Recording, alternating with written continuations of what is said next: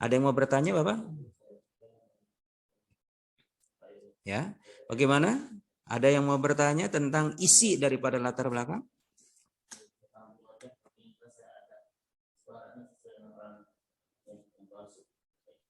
Ya. Assalamualaikum Pak. Saya Ana mau bertanya. Iya, mangga. Ya, Ana.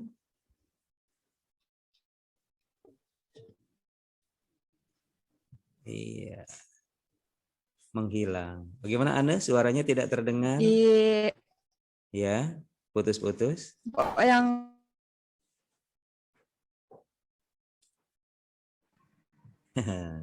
putus Ana, tidak terdengar.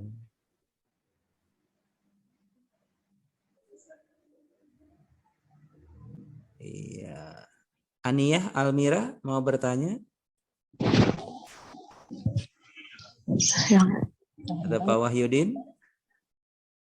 Apa Pak? Saya mau nanya Pak. Assalamualaikum warahmatullahi wabarakatuh. Waalaikumsalam.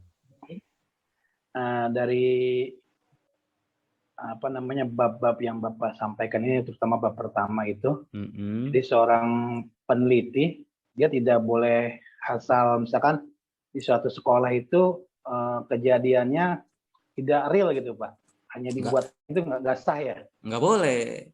Nah, Pak Wahyudin sudah ngajar belum? Udah Pak, udah ngajar. Nah, coba masalah apa yang terjadi yang Bapak hadapi dalam kelas? Contohkan.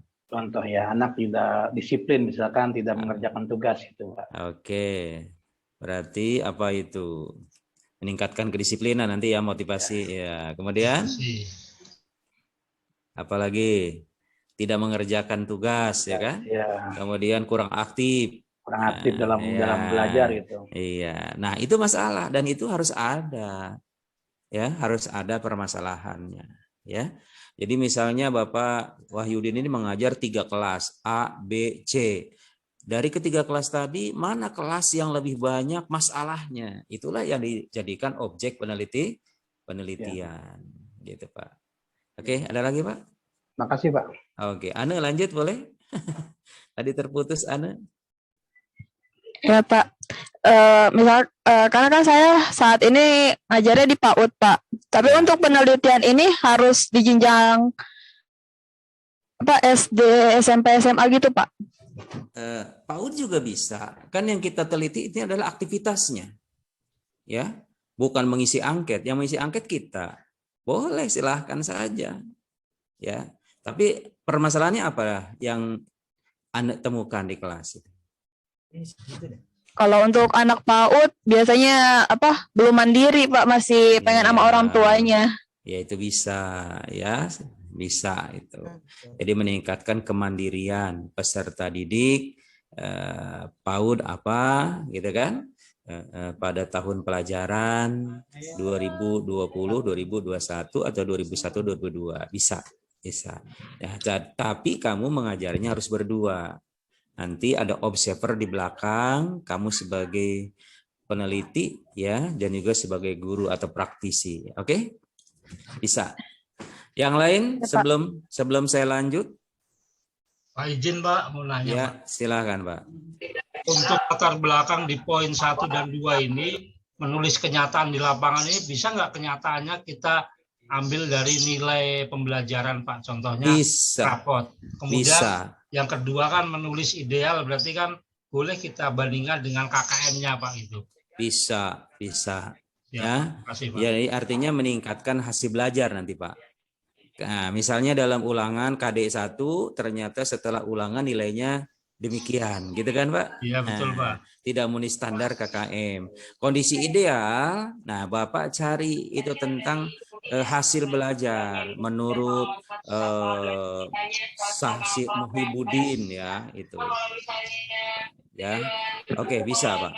Bisa. Oke, saya ulangi sekali lagi. Di dalam PTK ya, di dalam menulis latar belakang tidak asal tulis, ada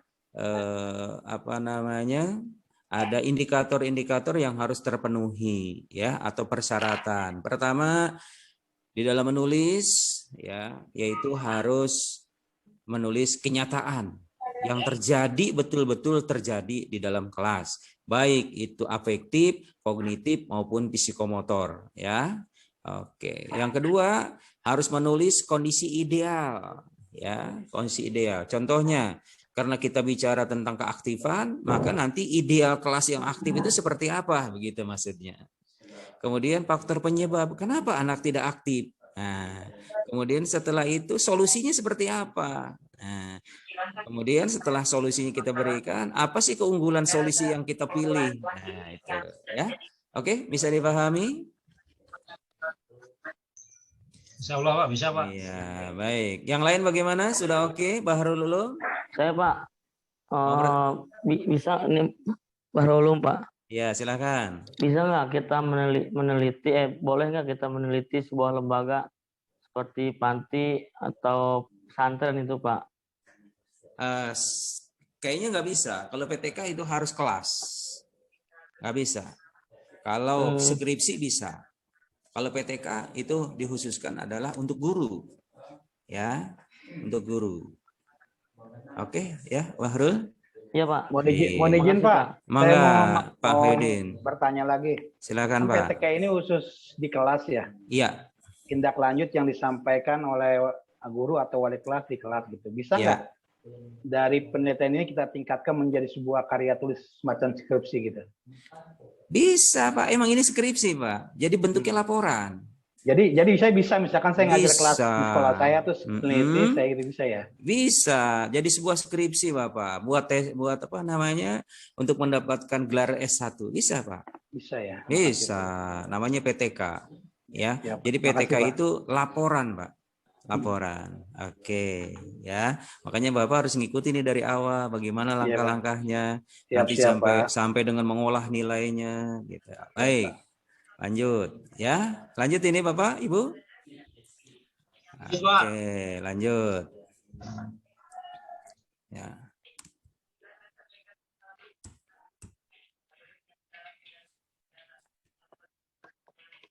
Kok nggak mau jalan ya?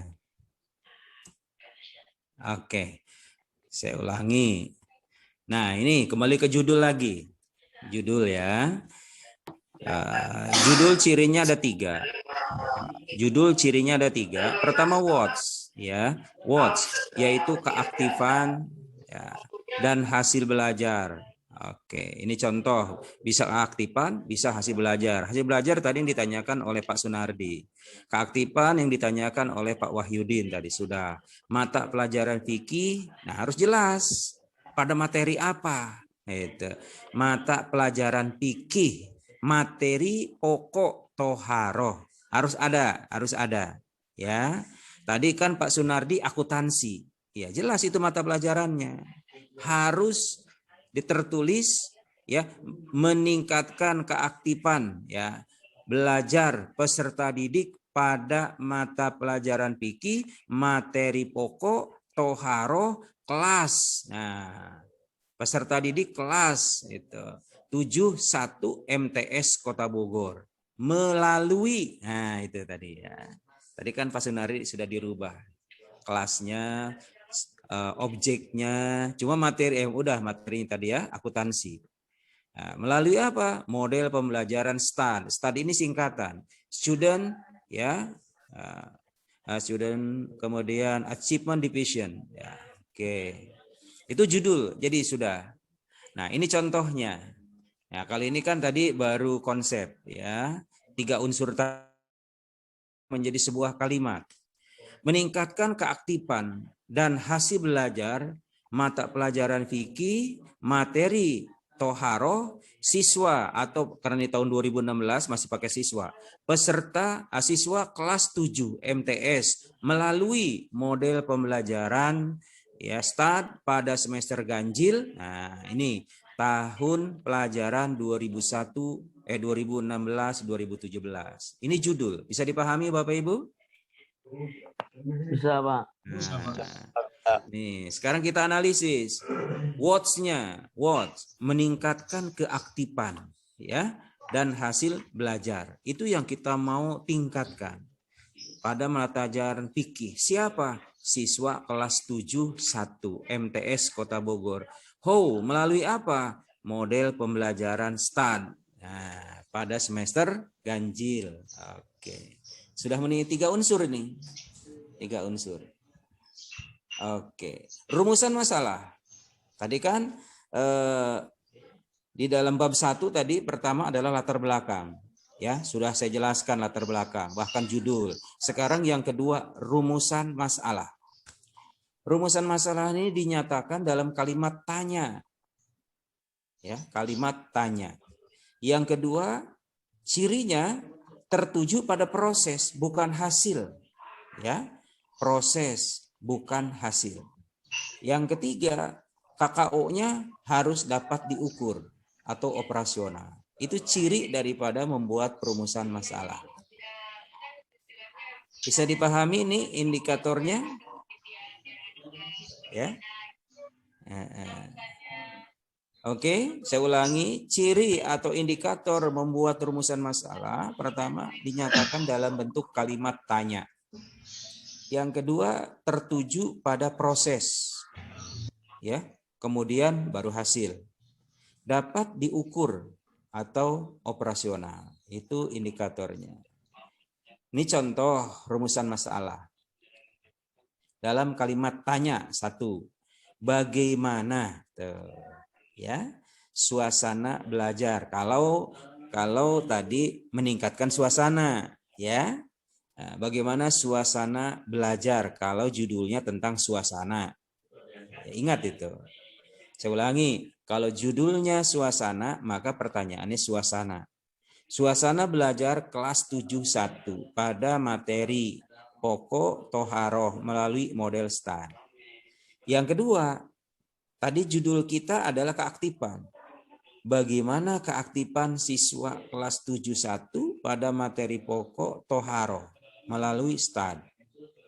Kemudian kalau judulnya tentang hasil belajar, bagaimana hasil belajar kelas 71 materi pokok taharo, ya, gitu. Gimana? Bisa dipahami ini tentang rumusan masalah? Untuk rumusan masalah berarti cuma 1 aja ya Pak? 1. Nanti kita lihat. Ya, nanti kita lihat. Iya Pak. Oke, ya, saya ulangi. Dinyatakan dalam bentuk tanya. Tertuju pada proses. Kemudian dapat diukur. Nah, ya kan ini proses. Keaktifan itu hasil atau proses? Proses, Pak. Iya. Suasana proses. Proses. Oke, baik. Kita lanjut. Ya. Nah, tujuan. Tujuan yang biasanya salah. Ini tujuan yang salah. Nah, tujuan yang salah ini. Ya, nanti ada yang benar ini. Ingin mengetahui hal-hal yang dilaksanakan dalam kegiatan penelitian, misalnya ingin meningkatkan hasil belajar, itu salah. Tujuan di sini harus mengacu kepada rumusan. Nah, kita lihat. Ini tujuan yang benar. Pertama adalah untuk mengetahui hal-hal yang ditanyakan dalam masalah, rumusan masalah. Ya.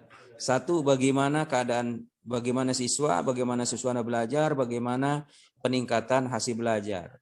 Karena tadi indikatornya tentang hasil belajar, yaitu untuk mengetahui, ya, mengetahui hasil belajar. Nah, ini contoh yang benar, ya, agak benar. Ini yang paling benar. Untuk mengetahui, ya, ini tujuan. Karena tadi judulnya adalah rumusan masalahnya tentang suasana tadi. Saya ulangi ya supaya nyambung. Ya. Nah ini, pertama suasana, yang kedua keaktifan, yang ketiga hasil belajar. Ini contoh. Tetapi dalam tesis dalam PTK tidak semua sesuai dengan judul. Kalau judul suasana, pertanyaannya seperti itu. Kalau keaktifan seperti ini. Kalau hasil belajar seperti ini. Oke, kita lihat. Karena suasana, untuk mengetahui dan mendeskripsikan mengenai suasana belajar di kelas 7 ya, semester 1 pada materi pokok toharo menggunakan metode pembelajaran STAR. Gitu. Kalau judulnya suasana, meningkatkan suasana belajar. Kemudian yang kedua, keaktifan. Kalau judulnya keaktifan, maka rumusan masalahnya untuk mengetahui dan mendeskripsikan keaktifan siswa, ya, kelas 7 materi pokok toharoh. Yang ketiga, untuk mengetahui dan mendeskripsikan hasil belajar siswa kelas 7, ya, kalau judulnya hasil belajar. Nah itu Pak. Ini rumusan masalahnya seperti itu. Jadi rumusan masalah tujuan di sini merupakan turunan dari rumusan masalah. Kalau rumusan masalah yang ditanyakan A, maka tujuan penelitiannya pun harus A. Tidak boleh B. Ya. Jadi A, jawabannya juga A. Oke. Manfaat. Dalam penelitian ini manfaatnya ada 3. Tidak boleh lebih. Ya, tidak boleh lebih. Misalnya nih, penelitian bagi penulis itu nggak ada manfaat untuk penulis. Ya, nah, kenapa saya bilang tidak ada? Karena si penulis ya guru ya penulis. Gitu. Bisa dipahami Pak? Jadi tujuannya hanya 3 penelitian ini. Pertama untuk siswa. Ya, yang dijadikan subjek tindakan atau penelitian. Yang kedua untuk guru. Ya, yang ketiga adalah untuk lembaga yang kita teliti. Oke, itu tujuan. Ya, contoh dapat meningkatkan motivasi siswa-siswi dalam pembelajaran. Ya, pelajaran apa? Fikih tentang apa sehingga menjadi apa. Gitu. Kemudian bagi guru, sebagai masukan bagi guru dalam melakukan proses pembelajaran yang menyenangkan sehingga dapat membangun motivasi belajar siswa pada mata pelajaran fikih maupun mata pelajaran yang lain. Bagi lembaga, sebagai masukan positif dalam pengembangan proses pembelajaran di madrasah yang mendorong kerjasama dan keterlibatan siswa secara aktif. Ya, sebagai subjek belajar dalam aktivitas belajar mengajar. Oke. Itu contoh daripada manfaat. Oke, saya tidak masuk ke bab 2 dulu karena bab 2 tadi sudah saya terangkan ya. Nanti minggu depan baru bab 2. Sebab kalau saya terangkan sekarang nanti pusing. Iya. Sekarang saya kasih contoh rumusan masalah, Pak. Ya, saya kembali lagi. Nah ini rumus masalah ya, latar belakang maksud saya. Saya kasih contoh real. Contoh real.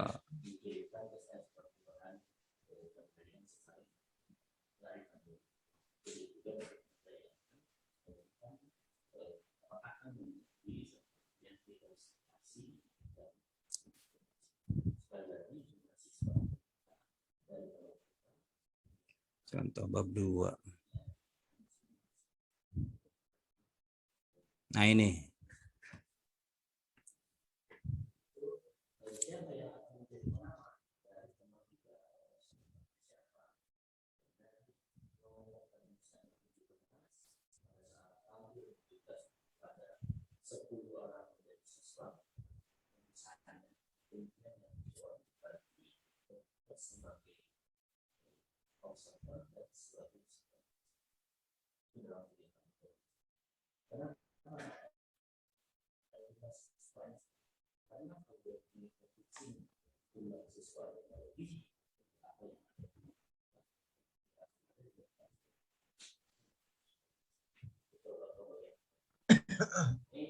Aduh, ini kacau nih.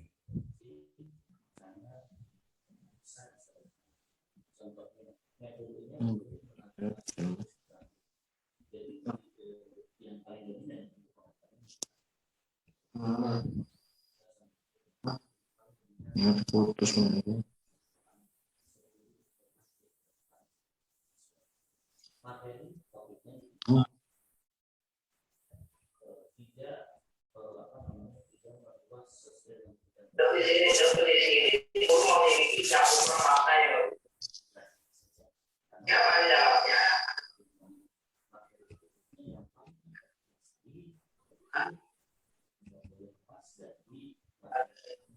Allah, gimana? Sekolah.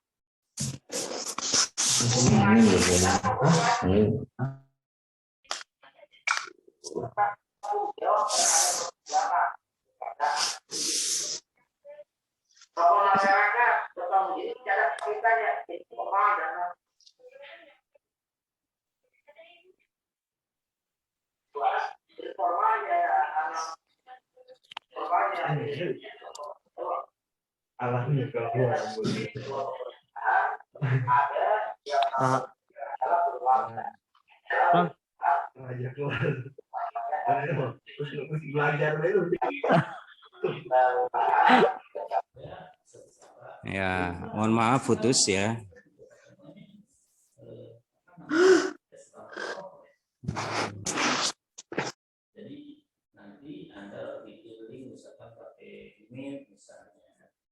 Halo? Iya Pak, masih Pak. Iya, punya saya putus-putus kenapa ya? Masih Pak, lancar masih. Ya.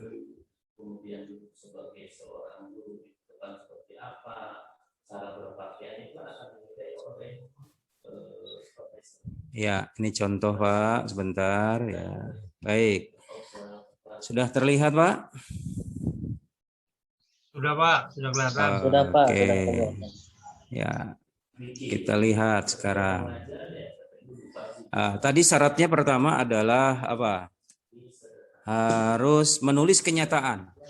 Ya, kenyataan di dalam kelas. Yang kedua adalah apa tadi? Ideal. Yang ketiga penyebab, yang keempat solusi, dan kelima keunggulan. Betul ya? Oke, sekarang kita baca, kita lihat. Pembelajaran akidah akhlak adalah upaya. Ini kronolog prakatanya atau prolognya dulu ya. Jadi tidak langsung. Narasinya. Ya, narasinya. Pembelajaran akidah akhlak adalah upaya sadar dan terencana dalam menyiapkan peserta didik ya, siswa untuk mengenal, memahami, menghayati, dan mengimani Allah dan merealisasikannya dalam perilaku akhlak mulia dalam kehidupan sehari-hari.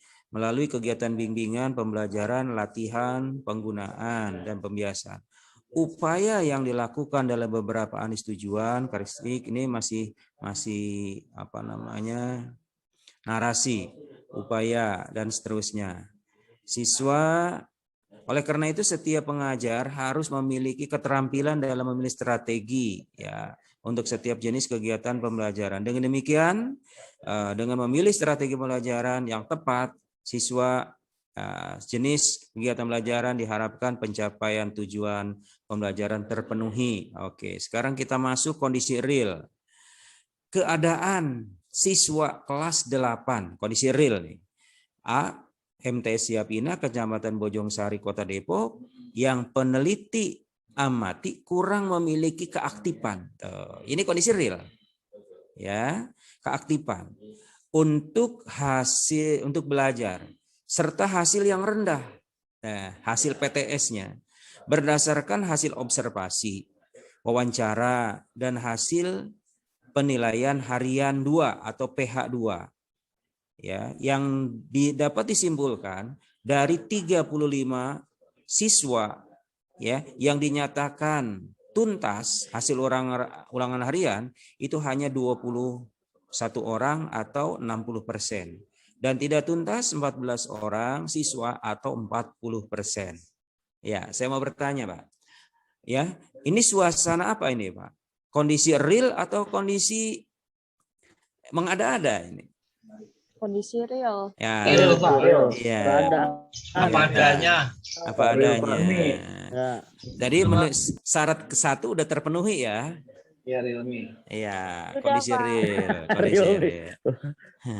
Kondisi real sudah terpenuhi. Oke. Nah, seperti itu Pak Wahyudin ya. Nah, tadi. Siap. Kedua, suasana kegiatan belajar mengajar di kelas ya. 8A MTC Apina Kecamatan Bojongsari masih terfokus kepada guru. Tuh, pada guru ya sebagai sumber utama pengetahuan. Sehingga metode terama, tanya jawab, diskusi dan lainnya menjadi pilihan utama bagi pelajar sehingga siswa lebih banyak diam daripada atau pasif. Ya, ini kondisi real juga. Ya, karena jadi anak tidak aktif karena dikuasai oleh guru. Upaya. Nah, sekarang solusi. Ya. Adapun penyebabnya apa tadi? Penyebabnya ini karena guru terlalu apa tadi kan ada kondisi real, ada penyebab. Penyebabnya guru. Karena guru terlalu dominan di sini sehingga tidak memberi kesempatan kepada siswa untuk aktif. Nah, kemudian solusinya. Upaya yang dapat dilakukan untuk mengatasi hal tersebut menurut peneliti adalah menggunakan metode pembelajaran kooperatif tipe talking stick. Ya, talking stick itu guru mengajar, bertanya, anak itu memegang tongkat, lalu di mana tongkat itu berhenti, maka dialah yang menjawab. Itu namanya talking stick. Pada model pembelajaran kooperatif stick, siswa dilatih. Nah, tadi solusi keunggulan. Dilatih untuk belajar sendiri dan menjadikan siswanya lebih giat belajar serta senang dalam mengikuti proses pembelajaran. Ya, pembelajaran yang melibatkan siswa untuk aktif. Nah, penerapan metode model pembelajaran talking stick, siswa dituntut untuk siap menjawab pertanyaan atau mengungkapkan pendapat tanpa terlebih dahulu ditunjuk atau mengajukan diri, namun berdasarkan pemberhentian tongkat dan bergulir pada setiap siswa. Hal ini meminimalisir terjadinya monopoli kelas oleh siswa-siswa yang pintar, sehingga siswa yang kurang pintar juga dapat mengungkapkan pendapatnya. Oke. Lakukanlah untuk menghindari kegaduhan dalam kelas karena saling berebut dalam mendapatkan kesempatan untuk menjawab pertanyaan yang diberikan oleh guru. Oke. Sudah memenuhi 5 syarat, Bapak? Halo? Sudah, Pak. Sudah. Iya. Pertama tadi kondisi real, ya, kondisi nyata. Kemudian ideal, kemudian penyebab, kemudian solusi, kemudian keunggulan solusi. Nah, itu. Dari solusi. Nah, kalau kita lihat dari latar belakang ini, itu yang berdasarkan dari buku atau kontekstual dari buku, itu hanya sekian persen. Yang lainnya itu adalah dialog kita sendiri, narasi kita sendiri. Bisa dipahami? Iya. Jadi kita yang mengungkapkan. Bapak Ibu sekalian, PTK ini adalah persyaratan untuk PNS naik golongan. Makanya saat ini banyak guru yang terkendala tidak naik golongan sekian tahun karena tidak mampu membuat ini. Gitu. Ya. Kemudian alasan ini boleh ditambah atau silahkan. Alasan pemilihan model pembelajaran talking stick pada mata pelajaran akidah akhlak boleh mau ditambahkan atau sampai di situ tadi titik nggak ada masalah. Ya. Alasannya bahwa selama ini proses pembelajaran hanya sebatas menggunakan metode ceramah yang sifatnya membosankan. Metode ceramah yang tidak dirancang dengan baik, hasilnya kurang memuaskan. Materi pelajaran yang dikenal siswa sebagai yang abstrak agar menjadi lebih konkret, diperlukan model yang tepat. Diharapkan dengan menggunakan model cooperative talking stick dapat meminimalisir tingkat kesulitan belajar sehingga si belajar dapat meningkat. Kemudian dengan menggunakan talking stick pada mata pelajaran akidah akhlak akan lebih menarik perhatian siswa karena siswa mendapat pengalaman baru yang belum pernah didapat sebelumnya, ya, karena dituntut aktif dalam kegiatan pembelajaran sehingga dapat meningkatkan motivasi dan memahami materi dan meminimalisir tingkat kesulitan siswa. Nah, baru dah masuk ke judul. Berdasarkan uraian di atas, maka peneliti tertarik untuk melakukan penelitian dengan judul meningkatkan hasil belajar siswa pada pembelajaran akidah akhlak, materi pokok iman kepada malaikat dan makhluk gaib melalui metode talking stick.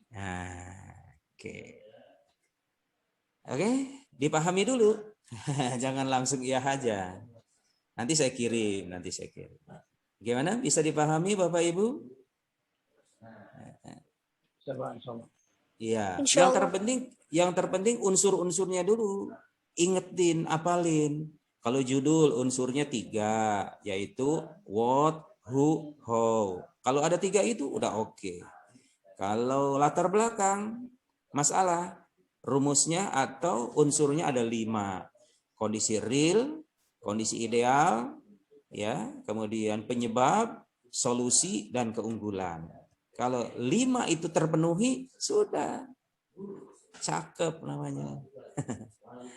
Oke, ada yang mau ditanyakan sebelum masuk ke rumusan masalah? Ini kayak poin-poinnya ini dengan ini kayak keunggulan talking stick juga Pak ya ini Pak? Iya, betul. Keunggulan, karena judul talking stick.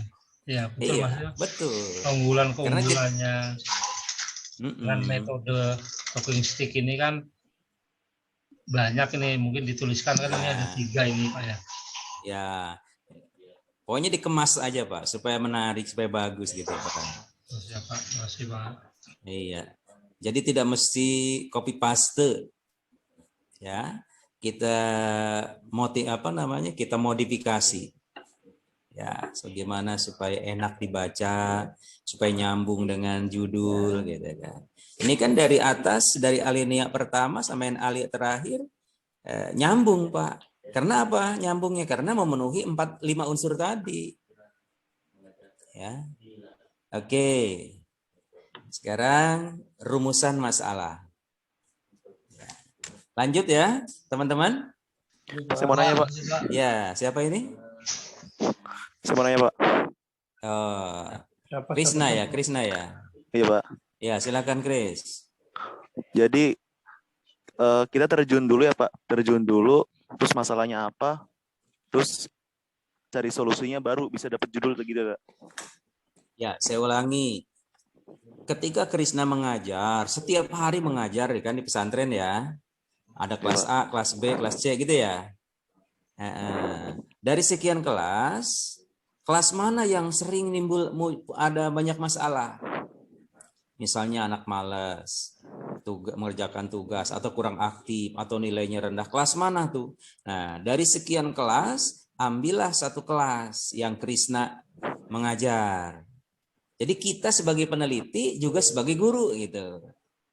Ya. Nah, setelah kita temukan masalahnya, kita ramu dari identifikasi. Kemarin kan sudah alurnya. Pertama identifikasi dulu, kemudian rumusan masalah, kita susun masalahnya, baru judul kan gitu. Jadi dalam PTK ini lahir PTK berdasarkan masalah, bukan berdasarkan judul. Kalau skripsi judul dulu, terbalik ya. Kalau skripsi judul dulu, kalau PTK masalah dulu baru judul. Begitu Kris ya. Iya, Pak. Oke. Makasih, Pak.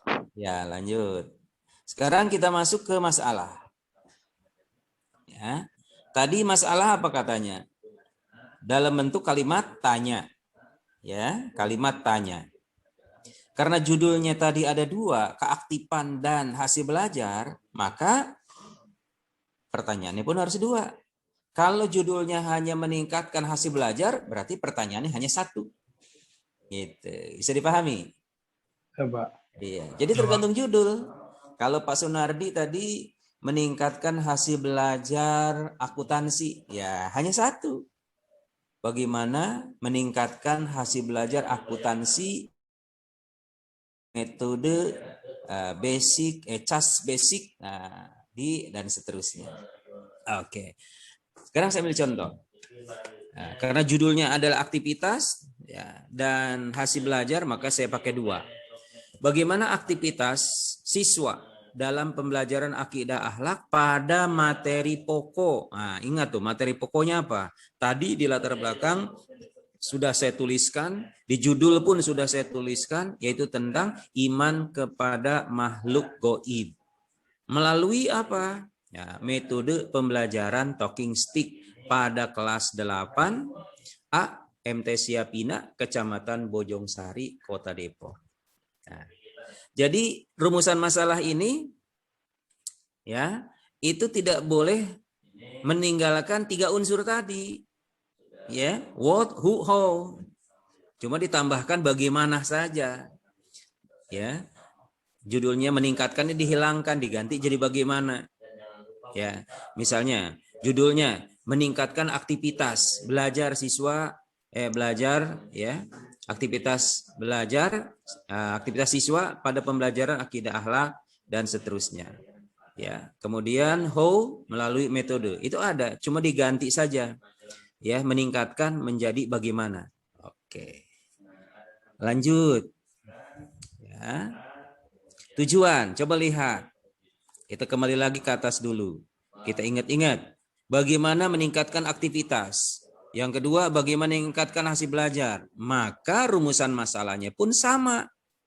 Untuk mengetahui aktivitas dan seterusnya. Yang kedua, untuk mengetahui dan meningkatkan hasil belajar. Sama dengan rumusan masalah. Oke, ada pertanyaan? Satu-satu. Rumusan masalah dulu. Untuk rumusan masalah sudah oke? Ya, yang lain, Neng ini pada suaranya pada kemana? Pak, atau mau tanya. Iya. Gimana? Untuk model yang dipakainya itu apa harus udah dilaksanain sama misalkan yang tadi ini tentang modelnya kooperatif tipe talking stick. Nah, misalkan tipe ini udah dilaksanain tahun sebelumnya, terus dilaksanain lagi di tahun ini. Apa baru di tahun ini dilaksanain gitu, Pak? Bisa 2. Tahun lalu kan anaknya sudah berganti. Ya, artinya sudah ya anak yang baru. Ya, artinya gini. Kita misalnya biasa mengajar lewat ceramah, diskusi, tanya jawab. Nah, talking stick ini sesuatu yang baru kita berikan. Ya. Jadi kesimpulannya metode yang baru yang mengajak kepada siswa untuk lebih aktif. Gitu, ya. Oke, jadi bukan yang tadi kan sudah metode tanya jawab itu kan dikuasai oleh guru, ya diskusi, ya kurang aktif juga, maka kita cari. Kalau ibarat dokter, kita kasih obat A belum ada perubahan, B belum perubahan, kita kasih obat. Oke. Ya Pak. Kalau memang belum, nanti saya kirim jenis-jenis metode dan keunggulannya atau langkah-langkahnya nanti. Kenapa saya harus kirim? Karena nanti di dalam RPP langkah-langkahnya sesuai dengan judul, dengan metode. Misalnya metode ceramah, langkah-langkahnya itu apa? Harus dimasukkan. Ya, itu. Oke, lanjut. Tujuan. Oke, tujuan sudah bisa dipahami, teman-teman? Sudah ya? Jadi turunan dari rumusan. Nah, manfaat. Tadi kata saya manfaatnya ada 3. Pertama adalah siswa. Yang kedua guru. Ya, kenapa tidak peneliti? Ya karena Anda adalah sebagai peneliti, Anda sebagai mahasiswa, sebagai guru. Jadi tidak perlu manfaat untuk peneliti, enggak perlu. Anda lah peneliti, Anda lah guru. Jadi di sini adalah guru. Oke. Pertama bagi siswa.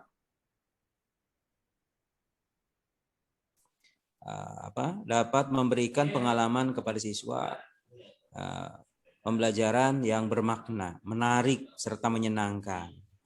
Ya, yang kedua bagi guru hasil penelitian ini dapat membantu karena tujuan penelitian ini kan adalah untuk memperbaiki, untuk mengatasi permasalahan. Nah, Oke, agar proses pembelajaran itu berjalan dengan baik. Setelah berhasil ditemukan, maka laksanakan gitu hasil penelitian itu. Ya, kemudian bagi lembaga, penelitiannya diharapkan dapat membantu sekolah menghasilkan siswa yang berkualitas. Oke. Lanjut. Datang nih Pak.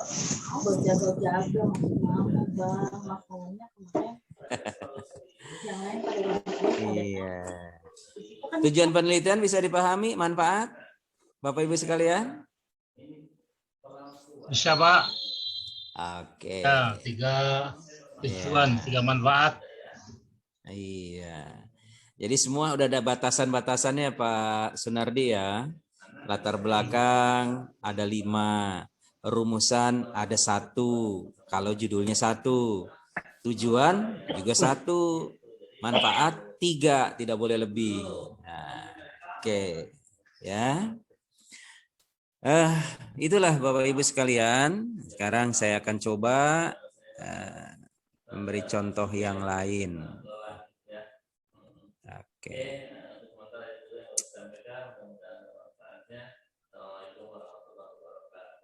Kita sampai jam berapa hari ini? Saya lupa. Jam 1 sampai dengan jam 14.30 Pak. Oke, masih ada 15 menit lagi. Ya.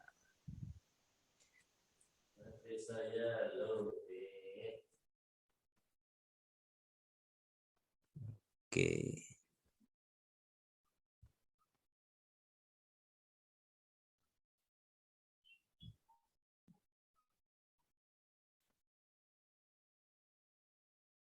Kenapa sih begini terus sih?